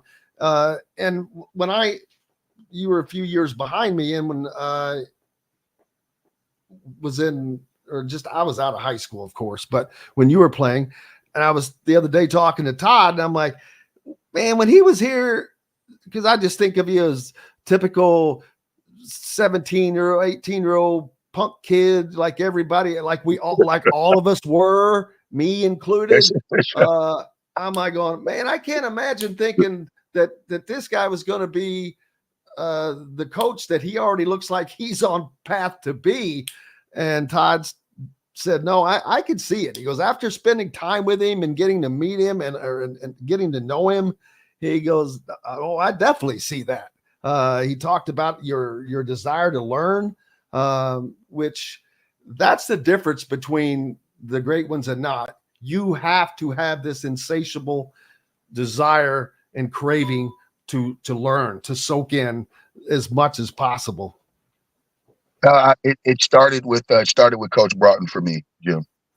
Coach Broughton really impacted me from a perspective of I won't even call it a mentor perspective. I will call it literally a teaching or a teacher perspective. I mean, man, and then from that, the emotion that was behind it, and it's I think that is what kind of set my vision. Then after I went and played for Coach, and I realized the impact that you could have from a perspective of just a life. I mean, just being able to impact student athletes on a day-to-day basis and how they communicate and how they carry themselves and how they speak and what they view as being important to them, what their ultimate goal is outside of basketball. I mean, man, you start to really get to know people. And that for me was really intriguing. And you mentioned, man, that through our successes, I sat back and I watched. For me, that is the best part, Jim. I mean, man, to see the facial expressions and to see the parents and man, to see the kids that you pushed, and I mean, man, to see kids that were upset with you because you told them one thing and they believed another, and then it ended up working out. I mean, it's just so rewarding. There's nothing better. So that's ultimately what pushes me, and I want to do it at the highest level, my friend. Well, you're definitely on your way, I believe. Your team was also recently up in Bloomington, along with my Highlanders and Fonzo Wright, playing at the IU team camp. How did things go there? Of course, I'm sure that was a walk through the park after you guys went through the machete shed up there at Charlie Hughes. So I will tell you, Jim, we are right now in the month of June. We are 21-2.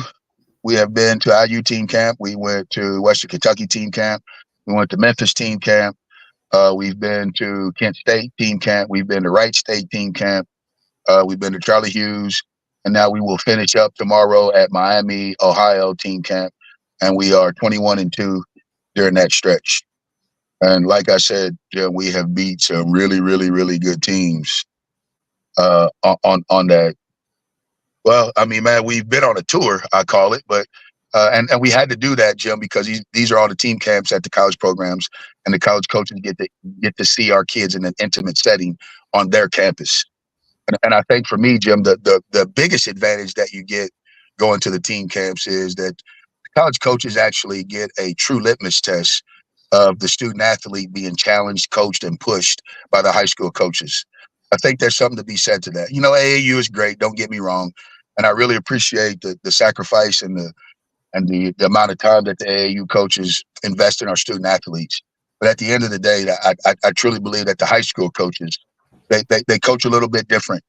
I think they coach more along the lines of the way that the college coaches would do it once student athletes got on campus. And I think that's what we have tried to do. We've tried to put our kids in those real-time situations so they're able to get evaluated accordingly. And again, we've been very fortunate that it's paid dividends for our program.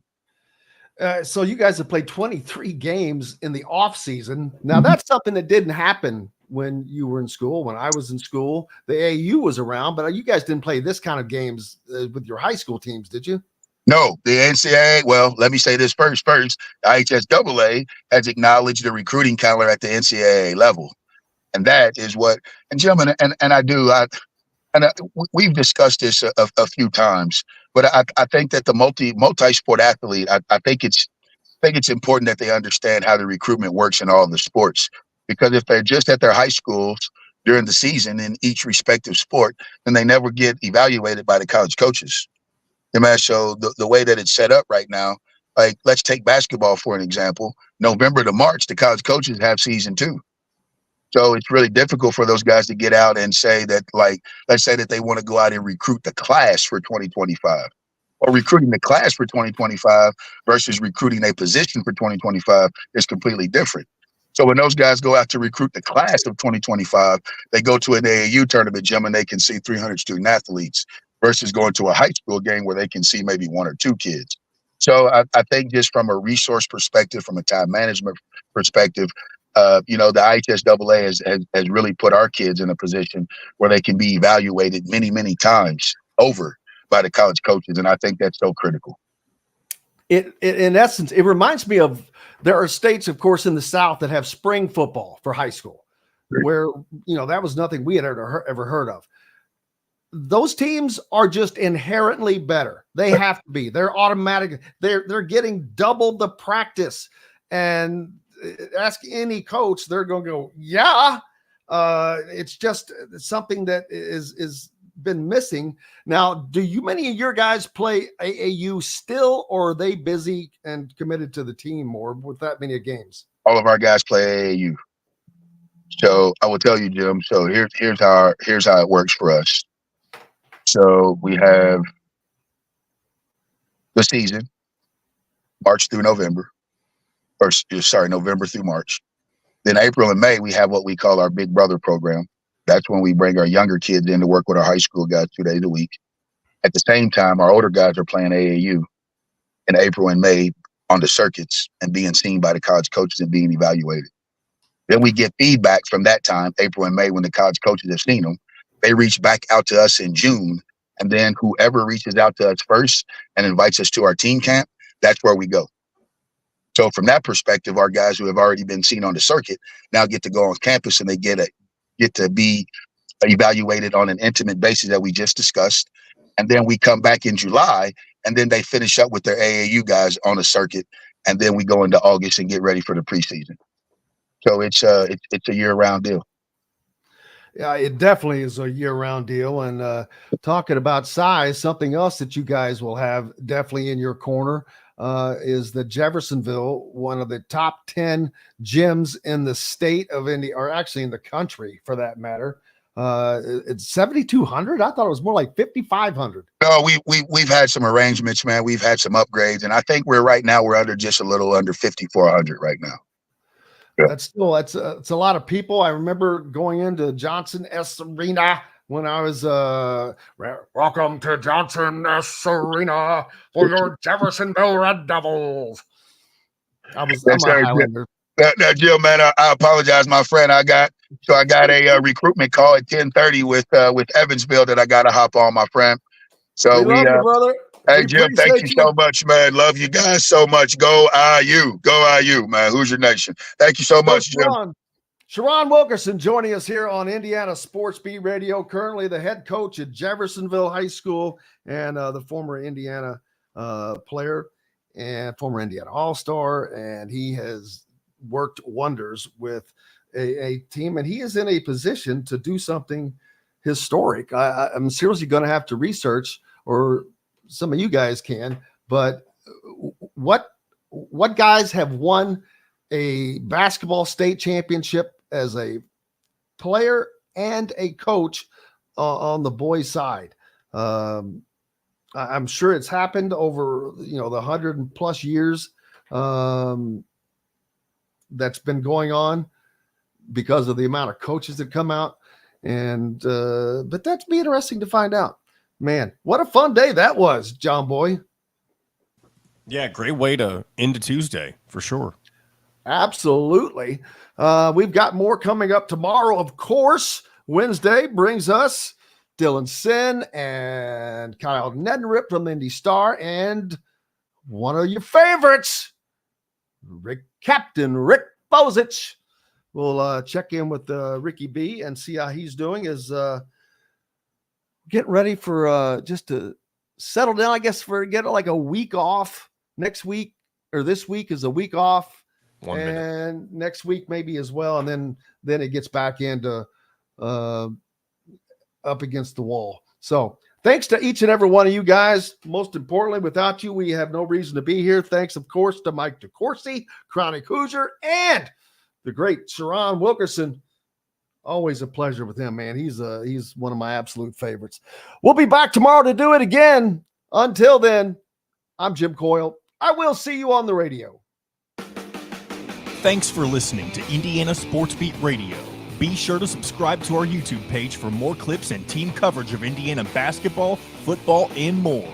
You can also find full episodes and tons of other content on thehoosier.com. We'll see you next time for another edition of Indiana Sports Beat Radio.